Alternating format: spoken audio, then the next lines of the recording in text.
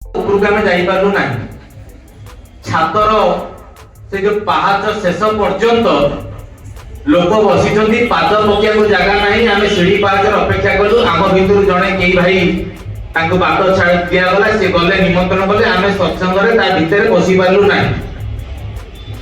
ଆଉ ଯେତେବେଳେ ଉତ୍ସବ ହୁଏ, ଓଲ୍ଡ ଟାଉନ ଉତ୍ସବ, ଆମେ ଭାଇମାନେ କଥା ହଉ, ସବୁବେଳେ ବଢିଆ ହୁଏ, ବହୁତ ଲୋକ ସମାଗମ। ଆଉ ଓଲ୍ଡ ଟାଉନ ଉତ୍ସବର ସବୁଠାରୁ ବିଶେଷତ୍ୱ ହଉଛି ଓଲ୍ଡ ଟାଉନ ଉତ୍ସବର ଜାଗରଣ ସବୁବେଳେ ଭଲ ହୁଏ। ଆଜି ଗୋଟେ ସମୟ ଚକ୍ରରେ ବିରାଟ ଆୟୋଜନଟାକୁ ଗୋଟେ ଏଇ କୋଠରୀ ଭିତରେ ଆଜି ଆମେ ହୁଏତ ସୀମିତ ହେଇକିରି ସତ୍ସଙ୍ଗଟା ହଉଛି। ଭାଇ ବାର୍ଷିକ ସତ୍ସଙ୍ଗର ଅଧିବେଶନ କହିଲେ ଅନେକ ପ୍ରତିକୂଳତା ଭିତରେ ଦେଇକି ମଣିଷ ଜୀବନକୁ ଗତି କରିବାକୁ ପଡେ। ଆଉ ଠାକୁରଙ୍କ ବାଣୀଟା ହଉଛି ଏଇଆ, ହଟି ଯିବାଟା ଦୁର୍ବଳତା ନୁହେଁ, ଚେଷ୍ଟା ନ କରିବା ହିଁ ହଉଛି ଦୁର୍ବଳତା। ଆଉ ମୁଁ ସାଧୁବାଦ ଦେବି ସେଇ ଭାଇମାନଙ୍କୁ ଯୋଉମାନେ ସାହସର ସହିତ ସତ୍ସଙ୍ଗ କରୁଛନ୍ତି, ଲୋକଙ୍କୁ ଡାକୁଛନ୍ତି, ଏକାଠି କରୁଛନ୍ତି। ଆଲୋଚନା ଚକ୍ର ଚାଲିଛି, କେନ୍ଦ୍ର ସତ୍ସଙ୍ଗ ଚାଲିଛି। ଆଜି ସମସ୍ତଙ୍କୁ ଏକାଠି କରିକିରି ବାର୍ଷିକ ସତ୍ସଙ୍ଗ ବନ୍ଦ ହବନି। ଆଉ ଭାଇମାନେ ଆୟୋଜନ କଲେ, ସେଥିରେ ଦିନ ବାର କମ ଥିଲା, ପଡିଆ ମିଳିଲାନି, ସବୁ ପ୍ରକାର ପ୍ରତିକୂଳତା ଭିତରେ ଆଜି ଆମେ ଏକାଠି ହେଲେ, ଏଇଟା ଠାକୁରଙ୍କର ପସନ୍ଦ। ଚେଷ୍ଟା ନ କରିବାଟା ହିଁ ହଉଛି ଦୁର୍ବଳତା, ହଟି ଯିବାଟା ଦୁର୍ବଳତା ନୁହେଁ। ଆଉ ଠାକୁର ଆମେ ଯେତେବେଳେ ଦୀକ୍ଷା ନେଉ, ଆମ ଦୀକ୍ଷା ନେବା ସମୟରେ ଦୁଇଟି ଜିନିଷ ସର୍ବତ୍ର ଅଛି। ସେ ଦିଟା କଣ ନା, ଗୋଟେ ହଉଛି ଇଷ୍ଟ ମଙ୍ଗଳ, ଆଉ ଗୋଟେ ହଉଛି ଅମଙ୍ଗଳ, ଯାହାକୁ ଶୈତାନ ବୋଲି କୁହାଯାଏ। ଆମର ପ୍ରତ୍ୟେକଙ୍କର ଭାଗ୍ୟ ରହିଛି, ପ୍ରତ୍ୟେକଙ୍କର ଜୀବନ ରହିଛି। ଆଉ ଜୀବନ ପରିଚାଳିତ ହୁଏ, ଆମର କର୍ମ ପରିଚାଳିତ ହୁଏ ଆମର ମନ ଦ୍ୱାରା।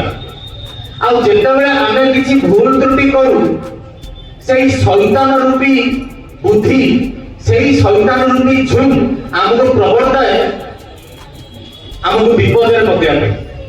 ଠାକୁରଙ୍କ ଦୀକ୍ଷା ନେବା ପରେ ଏଇ ଯେ ଇଷ୍ଟ ମଙ୍ଗଳ ଆଉ ଏଇ ଯୋଉ ଶୈତାନ ଭିତରେ ଗୋଟେ ଲଢେଇ ହୁଏ। ଠାକୁର ଏଟାକୁ କହୁଛନ୍ତି, ଏଇଟା ହଉଛି ଦେବାସୁରଙ୍କର ସଂଗ୍ରାମ। ମଣିଷ ଠାକୁରଙ୍କ ଦୀକ୍ଷା ନେଲେ ତାର ଗତାନୁଗତିକ ଯୋଉ ଧାରା ରହିଛି, ତାର ଯୋଉ ଅଭ୍ୟାସ ରହିଛି, ତାର ଯୋଉ ଚଳନ ରହିଛି, ତାର ଯୋଉ ଚରିତ୍ର ରହିଛି, ତାର ବ୍ୟକ୍ତିଗତ ଭାବରେ ଯୋଉ ଝୁଙ୍କ ରହିଛି, ସେଥିରେ ତାକୁ ପରିବର୍ତ୍ତନ ଆଣିବାକୁ ପଡେ। ସେଥିରେ ସେଇ ଯୋଉ ଦୁର୍ବଳତା ଭିତରେ ତାକୁ ଯୁଦ୍ଧ କରିବାକୁ ପଡେ। ଏଇଟା ଦୀକ୍ଷା ନେବା ପରେ ଆରମ୍ଭ ହୁଏ, ଆଉ କୋଉଠି ସରିଯାଏନି, କୋଉଠି ଶେଷ ହୁଏ। ଏଟା ସାରା ଜୀବନ ଆହୁରି ଆହୁରି ଆହୁରି ଆହୁରି ଏଟା କରିବାକୁ ପଡେ। ଆଉ ଠାକୁରଙ୍କୁ ପଚରାଇଲେ, ଆମେ ଯେତେବେଳେ ଦୀକ୍ଷା ନେଲୁ, ଆମେ କହୁଛେ ଦୀକ୍ଷା ପ୍ରାପ୍ତ ହେଲୁ, ଆମେ କହୁଛେ ସଦ୍ଗୁରୁ ପ୍ରାପ୍ତ ହେଲୁ। ଠାକୁରଙ୍କୁ ପଚରା ଗଲେ, ଠାକୁର ପରମ ପିତା ଆମ ଭିତରେ କି ରୂପରେ ଅଛନ୍ତି? ଠାକୁର ଗୋଟେ ସୁନ୍ଦର କଥାଟେ କହୁଛନ୍ତି। ଠାକୁର କହୁଛନ୍ତି, ପରମ ପିତା ଆମ ଭିତରେ ଅସ୍ତିତ୍ୱ ରକ୍ଷଣୀ ସମ୍ବେଦ ରୂପରେ ଅଛନ୍ତି। ଆଉ ଏଇଟା ହଉଛି ତାଙ୍କର ଦୟା, ଅସ୍ତିତ୍ୱ ରକ୍ଷଣୀ ସମ୍ବେଦ। এই অস্তিত্ব কোন না, যাহা উপরে আমার জীবনের স্থিতি, এই স্থিতিটা কেমতি ঠিক রহিব, তাকে রক্ষা করিবার সম্যক রূপে যে বেগটা আম ভিতরে প্রবাহিত হচ্ছে, যে লিবিডো, তারি রূপে সে অছন্তি। যেতবেলে মনিষ তাঙ্কর নাম জপ করে, যেতবেলে তাঙ্কর ইচ্ছা জন্য চলিବାକୁ চেষ্টা করে, তা ভিতরে সে দয়াটা কোন জানিপারে। ঠাকুর বলছেন, সে দয়াটা ଦି ଭାଗରେ ବିଭକ୍ତ। ଗୋଟେ ହଉଛି କୋମଳ, ଆଉ ଗୋଟେ ହଉଛି କଠୋର। କୋମଳଟା କଣ ନା, କୋମଳଟା ହଉଛି ଠାକୁରଙ୍କ ଦୀକ୍ଷା ନେଲୁ, ଚଟପଟ କରି ଆସି ମୁଣ୍ଡ ନକରିକିରି ବିଭିନ୍ନ କାମ ଦାମ ସବୁ କରିନେଲୁ, ମାନିନେଲୁ, ସବୁ କରିନେଲୁ। ଠାକୁରଙ୍କ ଦୟାଟା ଅଜସ୍ର ଭାବରେ ଜୀବନରେ ପରିବାର ଭିତରେ ସବୁ ଅବସ୍ଥା ଭିତରେ ଏଟା ବହି ଚାଲିବ।